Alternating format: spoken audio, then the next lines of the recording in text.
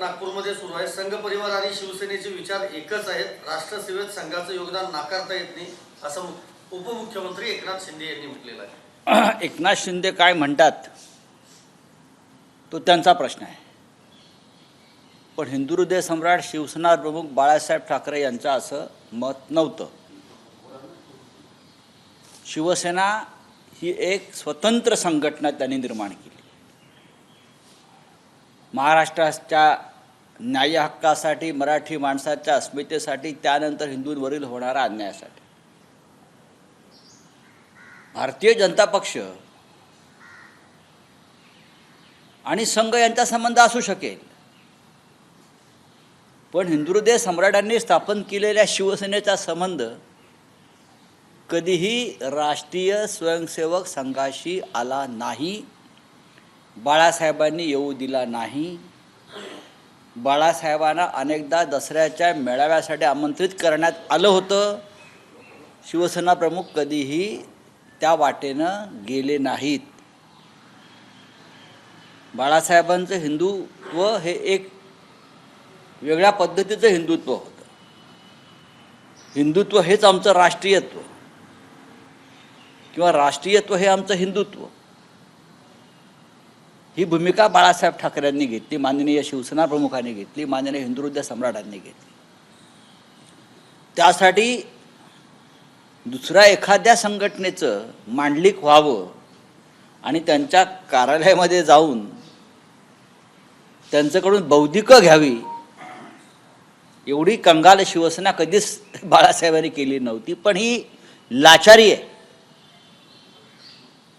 बाळासाहेब ठाकरेंचा जो वारसा आहे तो माननीय उद्धव ठाकरे पुढे नेत आहेत. मी आमच्या शिवसेनेविषयी बोलत नाही, पण सत्तेत राहण्यासाठी, सत्ता टिकवण्यासाठी ईडी सीबीआयची जी भीती आहे त्याच्यापासून मुक्त होण्यासाठी हे आज सगळे लोक तिथे शेकोटीला गेलेले आहेत.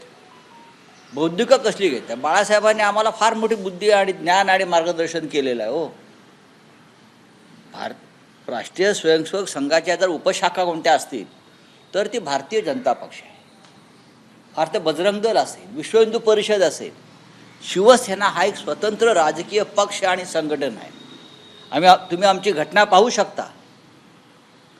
आमचा कारभार स्वतंत्र आहे. नक्कीच काही सरसंघ चालकांबरोबर शिवसेना प्रमुखांशी अत्यंत मधुर संबंध होते. वळचणीला गेलेली आहे मग ही शिवसेना, वळचणीला गेलेली आहे संघाच्या. वळचणीला गेलेला हा शब्द तुम्ही खूप चांगला वापरला, प्रतिष्ठित शब्द आहे हा. वळचणीला जाणं हा शब्दसुद्धा खूप पार्लमेंटरी आहे. अनपार्लमेंटरी शब्द वापरावेत अशा माझं राष्ट्रीय स्वयंसेवक संघाविषयी मी कधीही टीका करणार नाही. आम्ही कधी टीका केली नाही त्या पद्धतीनं. पण ते स्वतंत्र आहेत, त्यांचं काम स्वतंत्र आहे, त्यांची संघटना स्वतंत्र आहे. पुन्हा एकदा आपण विधानसभेत जाऊया. संदीप क्षीरसागर सध्या आपलं म्हणणं मांडतायत. संघटनेचे सदस्य आहेत, शिवसेना नाही सदस्य. त्यांनी त्यांचं काम करावं, आम्ही आमचं काम करत राहिलो. त्यांनी त्यांची संघटना वाढवली, आम्ही आमचा पक्ष आणि संघटना वाढवली. प्रखर राष्ट्रवाद हाच आमचा हिंदुत्ववाद राहिला. पण आज जर स्वतःला शिवसेना म्हणून घेणारे बरं का भजन कीर्तन करत नागपूरच्या विधानसभेतून रेशीमबागेत जात असतील बरं का, हा त्यांचा प्रश्न आहे. याचा अर्थ असा आहे की तुम्ही स्वतंत्र राहिलेला नाही, तुमच्यावर नियंत्रण आहे. तुम्ही त्यांचं जे बौद्धिक घेण्याचा जो काही त्यांचा कार्यक्रम आहे तुमच्यासाठी, याचा अर्थ तुमचा ब्रेन वॉश पूर्णपणे झालेला आहे. आम्ही असे नाही आहोत. आमची शिवसेना, हिंदू हृदय सम्राटांची शिवसेना ही आपलं स्वतंत्र अस्तित्व ठेवून आणीबाणीसारख्या कठोर वातावरणामध्ये सुद्धा शिवसेनेनं काँग्रेस पक्षात विलीन व्हावा असा दबाव होता. जर पक्ष वाचवायचा असेल तुम्हाला तर शिवसेनेत विलीन व्हा, नाहीतर काँग्रेसमध्ये विलीन व्हा असा दबाव हिंदू हृदय सम्राट बाळासाहेब ठाकरेंवरती तेव्हा होता. पण बाळासाहेब ठाकरेंनी तो दबाव झुगारून लावला आणि म्हटलं नाही, माझी शिवसेना स्वतंत्र आहे, मी निर्णय घेईन, मी कोणाचं मांडलिकत्व पत्करणार नाही, मला तुरुंगात टाकलं तरी हरकत नाही. ही बाळासाहेबांची 1975 सालची भूमिका आहे. त्याच्यामुळे हे जे सांगतायत शिवसेना आणि संघाची विचारधारा एक आहे, हिंदुत्व हा धागा असू शकेल पण विचारधारा एक नाही. मुख्यमंत्री फडणवीसांची उद्धव ठाकरेंनी जी भेट घेतली त्याच्यावर याला भेट त्याला भेट, दुसऱ्या दिवशी घरी थेट आणि आम्हाला संपवण्याची भाषा करणाऱ्यांमध्ये आमूलाग्र बदल झाला अशी टीका शिंदेंनी केली. त्यांना महाराष्ट्र कळलेला नाही, त्यांना महाराष्ट्राची संस्कृती कळलेली नाही. देवेंद्र फडणवीस हे राज्याचे मुख्यमंत्री म्हणून त्यांनी घटनेची शपथ घेतलेली आहे. माननीय उद्धव ठाकरे राज्याचे माजी मुख्यमंत्री आहेत, ते विधिमंडळाचे सदस्य आहेत, ते या राज्यातले आणि देशातले महत्त्वाचे नेते आहेत आणि राज्याच्या महाराष्ट्राच्या मुख्यमंत्र्यांना शुभेच्छा देणं ही आपली परंपरा आहे. मग हाच जर प्रश्न त्यांनी मग देवेंद्र फडणवीस यांना विचारला पाहिजे. त्यांनी त्यांच्या बॉसला, देवेंद्र फडणवीस त्यांचे बॉस आहेत, त्यांनी त्यांच्या बॉसला विचारायला पाहिजे. कारण शपथ घेण्याआधी माननीय देवेंद्र फडणवीस यांनी उद्धव ठाकरे यांच्यासह 4 माजी मुख्यमंत्र्यांना फोन करून शुभेच्छा घेतलेल्या आहेत.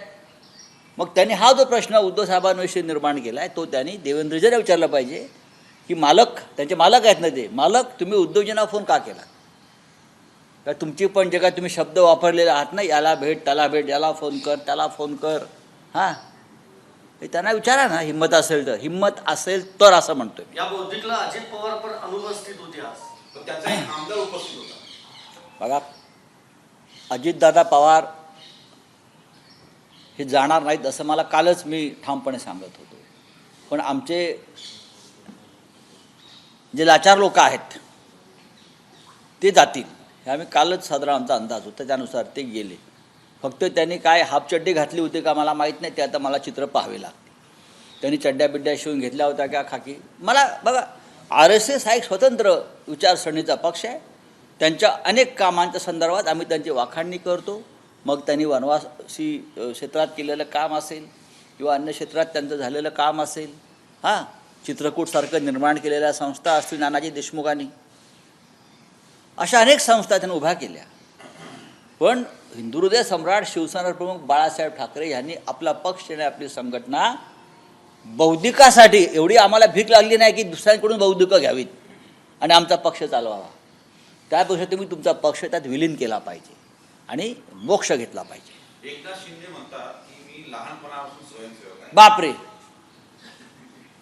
ही ऐतिहासिक गोष्ट आहे आणि याच्यावर संशोधन होणं गरजेचं आहे की ते लहानपणापासून स्वयंसेवक असते. मध्ये शिवसैनिक कधी झाले याचा अर्थ ते शिवसैनिक नव्हते, याचा अर्थ ते बोगस शिवसैनिक होते. हे आता त्यांच्या तोंडाने त्यांनी उघड केलेलं आहे. आम्ही जन्मतः शिवसैनिक होतो. आम्ही फक्त शिवसेनेच्या शाखेत गेलो आणि जनतेची कामं करत राहिलो. आणि आमचे सेनापती हे माननीय हिंदुहृदय सम्राट बाळासाहेब ठाकरे हेच होते. बोलिये. मंत्रिमंडळ विस्तार होऊन 3 दिवस उलटलेले आहेत, अजूनही खातेवाटप जाहीर झालेलं आता नाही. अधिवेशन संपत आले पण खातेवाटप अद्याप जाहीर नाही. नाही, त्यांचं खातेवाटप इतकं सोपं नाही आहे. म्हणूनच त्यांना बौद्धिकाला बोलवलं असेल सगळ्यांना. म्हणूनच त्यांना बौद्धिकाला बोलवलं आहे. महाराष्ट्राची परिस्थिती अत्यंत गंभीर आहे. डॉक्टर आंबेडकरांच्या अपमानासंदर्भात महाराष्ट्रामध्ये ठिकठिकाणी आंदोलनं सुरू आहेत, देशात आंदोलनं सुरू आहेत. काल संसद ठप्प झाली, आज विधानसभेतसुद्धा पुन्हा तो प्रश्न येईल. पण कायदा सुव्यवस्था हाताळायला, लोकांचे प्रश्न हाताळायला सरकारमध्ये मंत्री असले तरी जबाबदाऱ्या नाहीत. बोलिये. आंबेडकरांच्या विधानावरून काँग्रेस आक्रमक बघायला मिळते. अमित शहानी राजीनामा द्यावा ही काँग्रेसची भूमिका आहे, पण अमित शहा म्हणतात माझा व्हिडिओ फेक तयार करण्यात. असे तुम्ही फेक व्हिडिओ इतरांचे अनेक तयार केलेले आहेत. आम्ही संसदेमध्ये उपस्थित होतो, आम्ही हे संपूर्ण पाहिलेलं आहे. आपण काय बोललात आणि कोणत्या आविर्भावात बोललात हे जगानं पाहिलेलं आहे. डॉक्टर बाबासाहेब आंबेडकर भारतरत्न यांच्याविषयी आपण ज्या माजोरड्या शब्दामध्ये वक्तव्य केलेलं आहे ते या देशाला, देशाच्या सर्वसमावेशक जनतेला कधी मान्य होणार नाही. एक लक्षात घ्या, आंबेडकर देव नाहीत ही त्यांची भूमिका होती. आम्ही आंबेडकरांना देव मानतो. ज्यांनी समाज कल्याणासाठी इतका मोठा त्याग आणि संघर्ष केला, वंचित पीडित समाजाला ज्याने मातीतून शिखरावर नेलं अशी व्यक्ती ही देवच असू शकते. आमच्या हृदयामध्ये त्यांचं स्थान हे देवाचंच आहे आणि ते राहील. जर अमित शहाचं नसेल ते त्यांच्या पोटातून ओठावरती आलं. परभणी प्रकरण गाजतंय, शरद पवार जात आहेत, शिवसेनेचे कुणी नेते तिथं जाणार आहेत आता आम्ही मुंबईत गेल्यावर माननीय शरद पवार साहेब अधिवेशनासाठी दिल्लीत आहेत, ते त्यानंतर जातील. आमच्या पक्षाचे नेते, विरोधी पक्ष नेते अंबादास दानवे हे तिथे जाऊन आलेले आहेत. आता आम्ही मुंबईला गेल्यावर आम्ही सगळे जाऊ. बोलिए बोलिए. सर, जानना चाहेंगे कि एकनाथ शिंदे के साथ बहुत से लोग छोटे बड़े शुभ लाभ दिए जाने वाले हैं, संघ कार्य में संघ खरीदे जाने वाले हैं. देखो भाई, बात ऐसी है, यह अपने आप को शिवसैनिक और शिवसेना के नेता मानते, लेकिन शिवसेना कभी अपना विचारधारा से अलग नहीं है. राष्ट्रीय स्वयंसेवक संघ के साथ हमारे रिश्ते बहुत अच्छे रहे, आज भी है.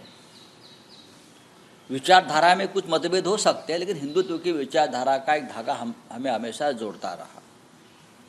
लेकिन हम कभी क्या बौद्धिक लेने के लिए उनके कार्यालय में गए नहीं, ना हमें जाने की इजाज़त बाला साहब ठाकरे जी ने कभी दी थी, क्योंकि हमारे बौद्धिक प्रमुख हमेशा बाला साहब ठाकरे ही रहे. उनके विचारों से हम चले. लेकिन ये तो कोई अलग ही पार्टी जो बनाई है ये लोगों ने, अपने आप को जो शिवसेना मानती है, वो अब बीजेपी की शाखा बन गई है. तो उनको जाना पड़ेगा, नहीं तो जेल जाएंगे. ईडी सीबीआई की चौकी लगेगी उसके दरवाजे के बाहर, सत्ता से निकाल देंगे लोगों को. तो ये सत्ता बचाने के लिए और जेल में जाने से बचने के लिए ये सब ये नाटक कर रहे हैं. नहीं तो ये कब गए थे उसके पहले संघ के शाखा में. एकनाथ शिंदे अपने आप को क्या बोल रहा है, स्वयंसेवक बता रहा है. ये हमारे लिए एक संशोधन का विषय है. जो व्यक्ति हमारे साथ 25-30 साल तक रहा, हमने उनको इतने बड़े बड़े पद दिए, वो अपने आप को शिवसैनिक नहीं बोलता है तो स्वयंसेवक मानता है. कब बन गए स्वयंसेवक? उसका मतलब आप झूठे शिवसैनिक थे, आप ढोंगी शिवसैनिक थे, और आप बाला साहब ठाकरे जी का अपमान कर रहे हो. चलिए, thank you. Sir, Amit Shah ji resignation देना चाहिए ऐसी मांग हो रही है, लेकिन आज बीजेपी भी आंदोलन कर रही है कि कांग्रेस माफी मांगो. देखिए, बीजेपी के पास कुछ काम बचा नहीं है. भारतीय जनता पार्टी एक ऐसी पार्टी है जो खाली हाथ बैठी है. अमित शाह जी देश के गृह मंत्री है, बड़े नेता है. अगर अमित शाह जी से गलती हुई है, हाँ, उनकी जुबान फिसल गई है, तो माफ़ी मांगनी चाहिए. डॉक्टर अंबेडकर जी के बारे में माफ़ी मांगने में कोई अपराध नहीं है. अंबेडकर एक ऐसा एक व्यक्तिमत्व रहा है जिसे भगवान का दर्जा है इस देश में. और अमित जी कहते हैं अंबेडकर अंबेडकर अंबेडकर, उससे अच्छा तो आप भगवान का नाम लेते. जिस व्यक्ति ने इस देश के पिछड़े हुए वंचित लोगों को, हाँ, मिट्टी से उठाकर शिखर तक पहुंचाया, प्रतिष्ठा दी, वो भगवान है, भगवान से भी बढ़कर है. उसके बारे में आपके मुंह से गलत शब्द निकला है, गलती से बोलो, तो आपको माफ़ी मांगना चाहिए. वीडियो भी गलत तरीके से ऐसा नहीं होता है. सदन में लोग उपस्थित थे, हमने देखा है. वो जिस स्टाइल में बोल रहे थे उसे कहते हैं मस्ती. चलो, थैंक यू. एबीपी माझा, उघडा डोळे बघा नीट.